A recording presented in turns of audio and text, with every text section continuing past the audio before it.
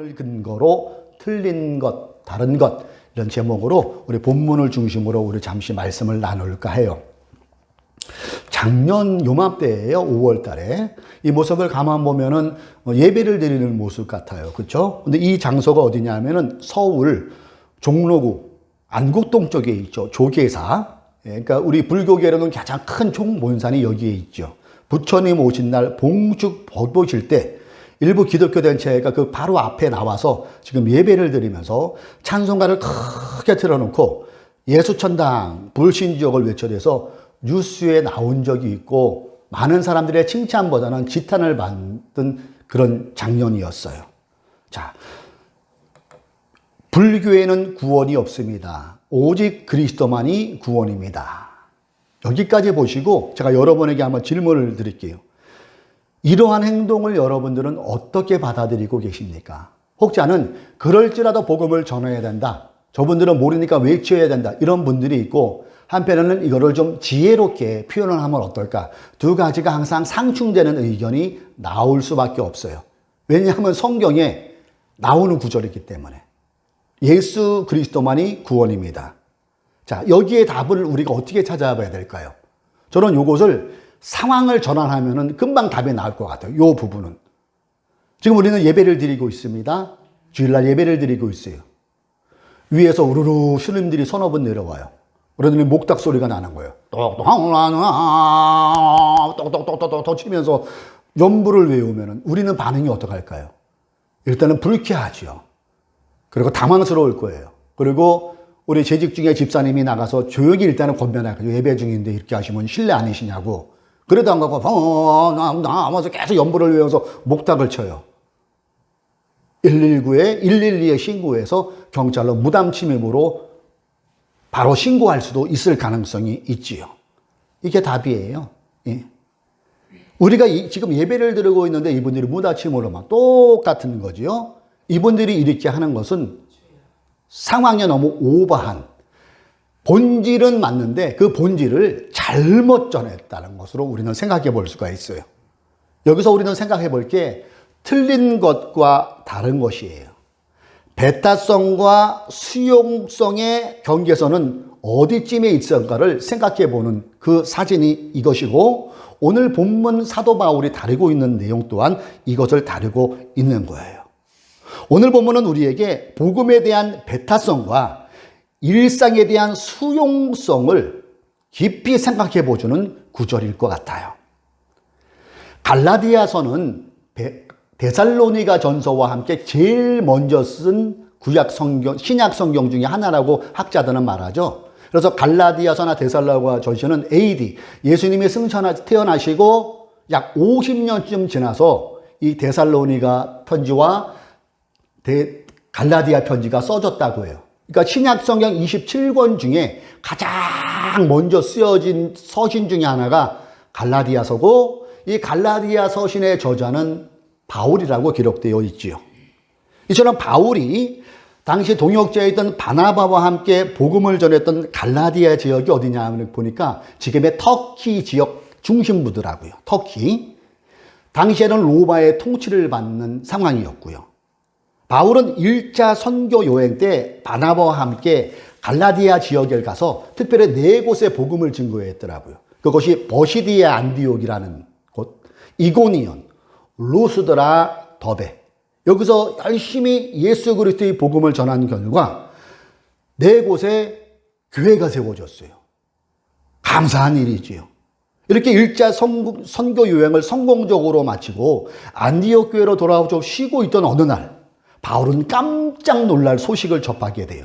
그것은 갈라디아 교인들이 얼마 되지 않아 본인이 그토록 애쓰면서 바나바와 복음을 전하고 교회를 내고 세우고 왔었는데 다른 복음이 들어왔다는 거예요. 이 다른 복음들의 이 갈라디아 교인들이 귀를 기울이고 거기에 막 휩쓸린다는 소식을 듣게 돼요. 복음을 애써서 전했던 사도 바울의 마음은 초조할 수밖에 없었을 거예요. 야, 어떻게 전해진 복음이고 어떻게 세워진 교회들인데 저들의 왜곡된 복음에 흔들리지 말아야 되는데 요즘처럼 우리가 스마트폰, 핸드폰이라도 있으면 전화했을 거예요. 그리고 성도들에게 얘기했겠죠. 성도님 속지 마세요. 왜곡된 복음에 흔들리면 안 됩니다. 복음 안에서 신앙생활을 잘 하셔야 합니다. 제가 곧 조만간에 또 방문할 테니까 믿음을 지키세요. 이런 얘기를 했으면 좋겠는데 전화가 없죠. 당시에. 유일하게 편지잖아요. 편지라고 써봤자 한 달 이상이 걸리는 정말로 지난한 그 상황이에요. 그래서 생각도 못한 사도 바울이 서둘러서 이 마음을 가지고 갈라디아에게 편지를 써서 2000년이 지난 오늘 우리가 이 갈라디아서를 읽게 되는 은혜가 임하게 된 것이지요. 교우 여러분, 바울이 갈라디아에서 무슨 소식을 접했기에 이처럼 답답해하고 초조해하고 있다고요? 그래요. 갈라디아 지역 교인들이 예수의 복음 외에 다른 복음에 귀를 기울이며 왜곡된 복음에 휩쓸린다는 얘기를 들었기 때문이에요. 바울이 전한 복음의 핵심은 율법을 통해서가 아닙니다. 예수를 믿음으로 구원받습니다. 이게 핵심이에요. 그리고 신약 성경은 사복음서를 비롯해서 동일하게 이 부분을 말씀해 주고 있지요. 바울과 바나바는 안디옥 교회로 돌아와 성공적인 선교 보고까지 했는데 얼마 지나지 않아 들려온 이 소식에 아마 망연자실했을 것 같아요. 그들은 이런 주장을 했다고 해요. 바울은 사도가 아닙니다. 예수를 여러 번 믿는 건 좋아요. 그런데 구약에서 말한 모세의 율법 할례까지 받아야 구원을 얻습니다. 이런 사설들을 갈라디아 교인들에게 전파했고 갈라디아 사람들이 여기서 마음이 흔들리기 시작해요. 그리고 실제로 어느 분들은 할례까지 받는 사람들도 생겨나게 돼요. 할례를 받았다는 것은 그들의 주장에 넘어갔다는 것이고 동조한다는 표시잖아요. 이 소식을 전해들은 바울이 얼마나 놀랬던지 인사만 5절 정도 인사만 간략하게 쓰고 바로 본문으로 들어가죠. 그게 6절부터 9절까지의 내용이에요. 바울은 왜곡된 복음, 다른 복음을 전하면 저주를 받는다고 좀 과격한 표현을 쓰고 있어요.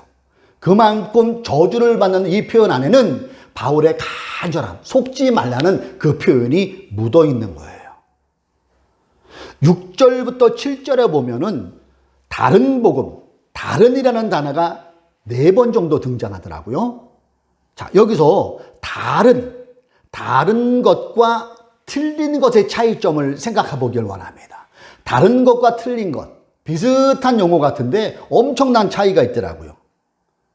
그래서 우리 주변에 보면은 단지 다른 것뿐인데, 다른 것일 뿐인데 틀리다고 우겨대므로 주변 사람들을 당혹해 하는 경우가 있음을 보게 돼요.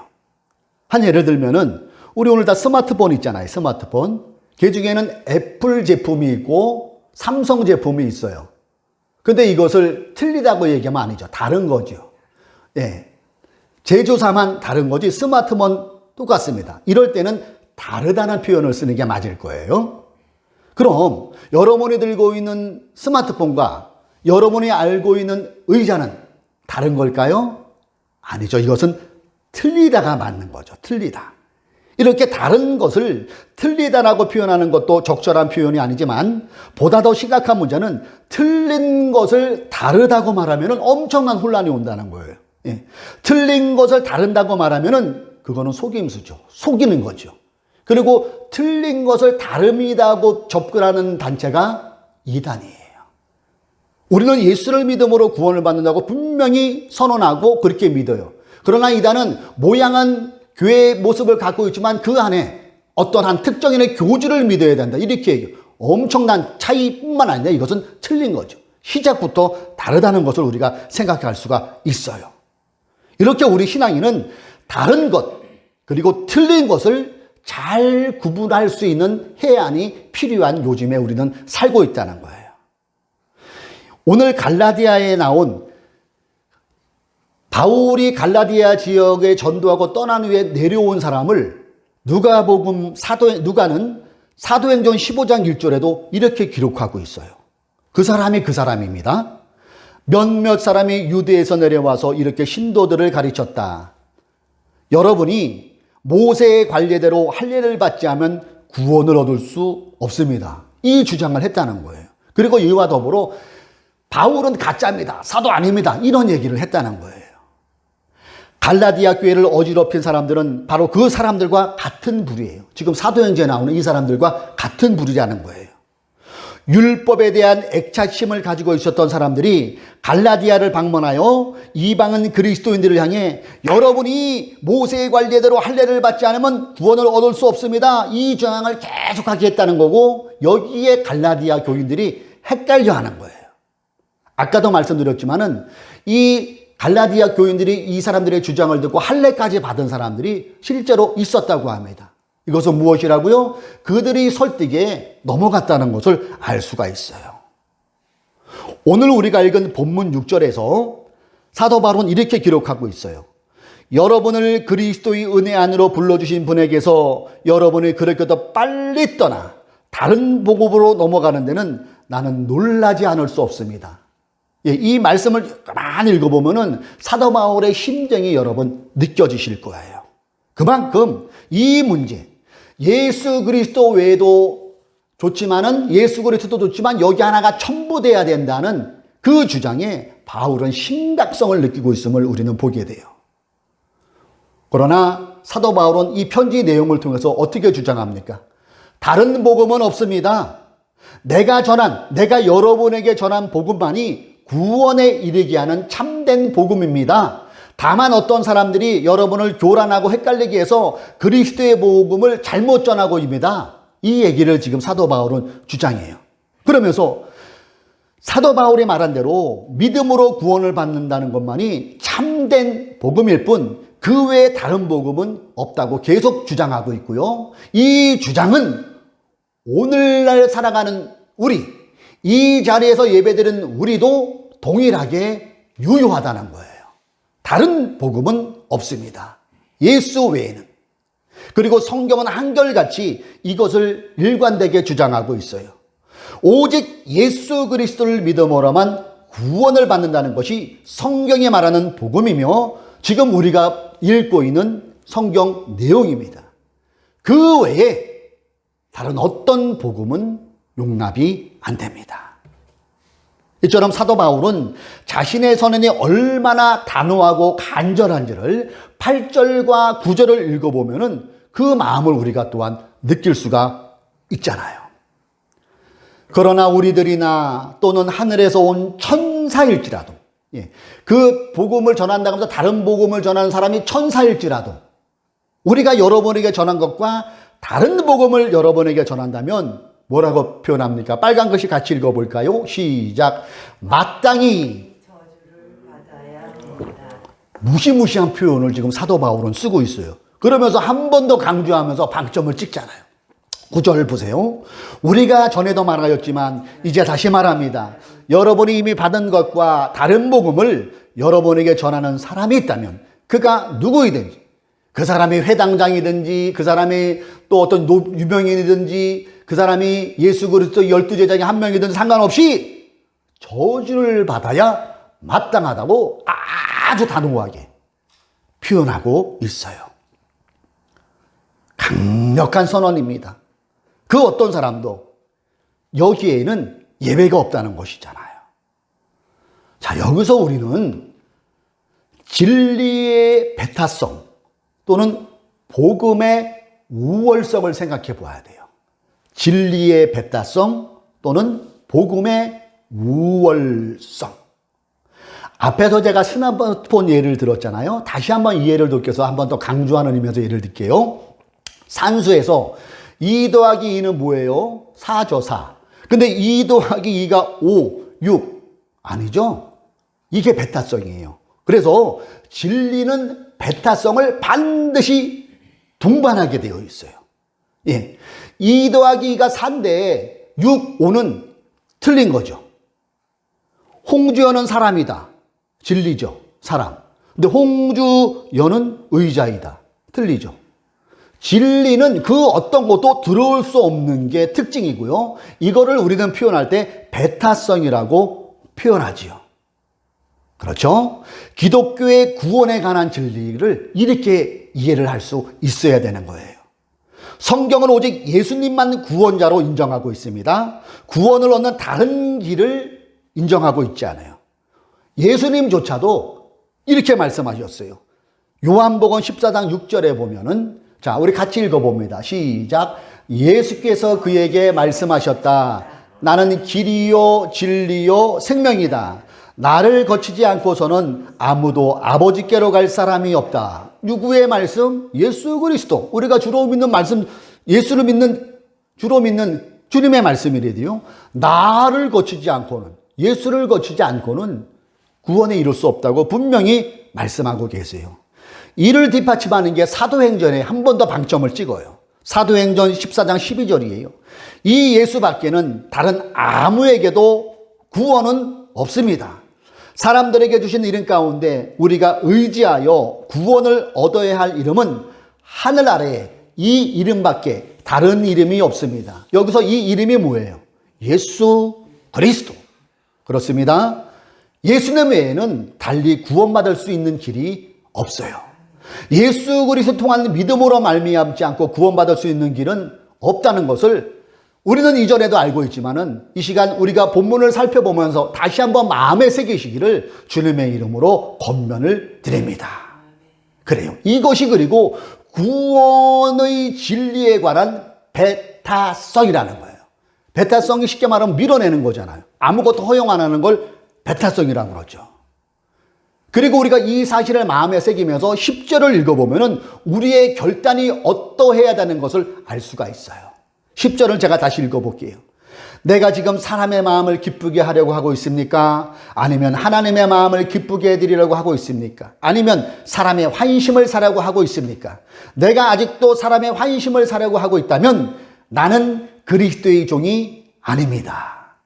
사람을 기쁘게 한다는 것은 여기서 요 갈라디아 말씀 본문으로 중심으로 생각한다면은 그래 예수도 있지만 할례도 받아야 돼. 이렇게 하면 안 된다는 거죠. 이렇게 되면 하나님이 안 기뻐하신다는 것을 사도 바울이 얘기해요. 그러면서 나는 진정한 그리스도의 종인데 나는 예수 그리스도만이 우리를 구원할 수 있어. 이 주장을 한다는 거예요. 그리고 이것이 하나님을 기쁘게 하는 것이야. 이 내용이 사도 바울이 기록한 본문 10절의 내용이라는 거예요. 여기서 우리가 귀로 들으려 올려야 할 오늘의 메시지는 뭘까요? 사랑하는 교우 여러분, 사도 바울의 이 선언적 고백이 우리의 고백이 되어야 된다는 것이지요. 사도 바울은 예수 믿는 자들을 붙잡으려고 다메섹으로 가던 길에서 예수님을 만나지요. 그리고 그의 삶을 완전히 바뀌었어요. 선교하는 삶으로, 전도하는 삶으로. 그러면서 그는 죽을 때까지 목배임을 당하며 순교하는 그날까지 그가 주장하는 것은 뭐예요? 오직 믿음으로만 구원 얻을 수 있다는. 오늘 우리가 살펴본 여기에 이어져서 그의 삶이 그렇게 전개가 되었다는 거예요. 그래서 그는 이곳은 절대 타협하지 않는 삶을 살았어요. 그는 이 부분을 희미하게 감추면서 본문 10절처럼 희미하게 감추지 않고 결코 사람들에게 기쁨을 구하지 않은 삶을 살았습니다. 사람들에게 잘 보이기 위해서 진리를 타협하는 어리석음을 범하지 않은 삶이었어요. 그럼 사도 바울이 독불장군, 굉장히 독선적인 삶이었을까요? 그렇지는 않더라고요. 요 부분, 복음에 대한 타협은 할 수 없다는 요 부분을 빼놓고 그는 열린 삶을 살았어요. 이방인들에게 먼저 다가갔고 그들과 같이 호흡했고 그들과 함께 먹고 마시고 오죽하면은 같이 첫 맡기는 일, 요즘 말하면 일목을 하는 삶을 살았다는 게 사도 바울의 또 다른 이면이라는 거예요. 그는 이웃에게 관용을 베풀 줄 알았고요. 예수님의 마음을 품어서 마음이 따뜻한 삶만 있어요. 소외받고 힘들어하는 사람들을 위해서 대변해주는 사람, 그리고 그들의 친구, 그들의 이웃으로 살았다는 게 또한 사도 바울의 삶이었더라고요. 그렇지만 구원의 진리와에 관해서는 칼이었던 게 사도 바울이에요. 그 어떤 것보다 구원에 관한 것, 예수 외에는 구원이 없다, 이것은 타협하지 않는 사도 바울의 삶이었어요. 그리고 이런 그의 뚜렷한 구원관의 기록이 정경으로 채택된 게 66권이죠. 그 중에 사도 바울이 쓴 갈라디아서를 비롯한 이런 것들이 그 66권 성경에 채택되고 예수를 믿음으로서만 구원을 받을 수 있다는 이 성경적 진리가 오늘날 우리에게까지 전해지는 그 은혜를 우리가 누리고 있다는 거예요. 종교다원주의자들은 말합니다. 오직 예수를 외치는 당신들은 너무 타협적이지가 않아. 너무 배타적이야. 니들만 알아. 뭐로 가도 설악산에 올라가도 대청봉도 저 인제 쪽에서 올라갈 수도 있고 설악산 소공모도 올라갈 수 있듯이 구원은 여러 가지가 있는 거야. 그렇게 얘기를 해요. 그러나 여기에는 동의할 수 없어요. 왜요? 오직 구원은 예수 그리스도께만 있기 때문에 이것은 진리이고 그렇기 때문에 배타성이에요. 진리는 무엇이라고요? 다른 2 더하기 2는 4인데 5, 6 하면 들어올 수 없듯이 진리가 이러하기 때문에 그렇습니다. 분명한 것은 성경은 오직 예수 그리스도를 믿는 것 외에는 구원의 길이 없다고 선언하고 있어요. 이것은 진리입니다. 다른 것이 아니라 틀린 것에 관한 부분이에요. 배타성을 가질 수밖에 없음을 우리가 마음에 새겨야 되겠습니다. 구원의 길과 관련해서는 예수님 외에는 모두 틀린 거예요. 이게 성경에 말하고 있는 진리예요. 우리가 가지고 있는 단 한 가지 정답, 오직 예수님을 믿어야만 구원을 받는다는 그때도 그러거니와 지금도 우리가 굳게 잡아야 될 진리의 말씀인 줄로 믿습니다. 그렇지만 한 가지 더 첨부할 것, 잊지 말 것이 있어요. 이와 더불어 우리가 가진 이 배타적인 구원의 진리를 수호하려면 우리의 삶은 결코 배타적이 되어서는 안 돼요. 이해가세요? 구원에 관한 진리는 배타적이어야 돼요. 타협이 없어요. 그러나 우리의 일상에서 삶은 수용성이 되어야 된다는 거예요. 예수를 믿는 우리가 일상에서는 너그러워야 하고 마음을 넓게 써야 하고 마음이 열려 있어야 되고 상대의 의견 또한 존중해 줄 수 있어야 된다는 거예요. 그래야 우리가 구원의 진리는 하나밖에 없다고 말하는 것에 힘을 받을 수 있는 거예요. 복음은 배타적, 일상은 수용적 태도가 우리에게 필요하구나를 오늘 갈라디아서 본문은 우리에게 얘기해 주고 있어요. 예수를 믿는 우리가 속이 좁고 이기적이고 인색하고 남의 실수를 쉽게 용납하지 못하고 대인관계에서 고집스럽고 배타적이면은 곤란합니다. 삶이 이러면서 배타적이고 자기만 하는 삶, 사람들의 손가락 들면서 예수 믿어 구원받아 하면 그게 먹힐까요? 그렇지 않다는 거예요. 우리 예수님의 삶을 일전에 제가 말씀드렸죠. 먼저 삶을 보이셨어요. 그리고 그 후에 기록된 게 사복음서라는 것은 여기에 지금 이 말씀과 일맥상통하는 상황이라는 거예요. 그래요? 복음은 배타적이지만 일상은 수용적인 삶이 우리에게 반드시 필요합니다.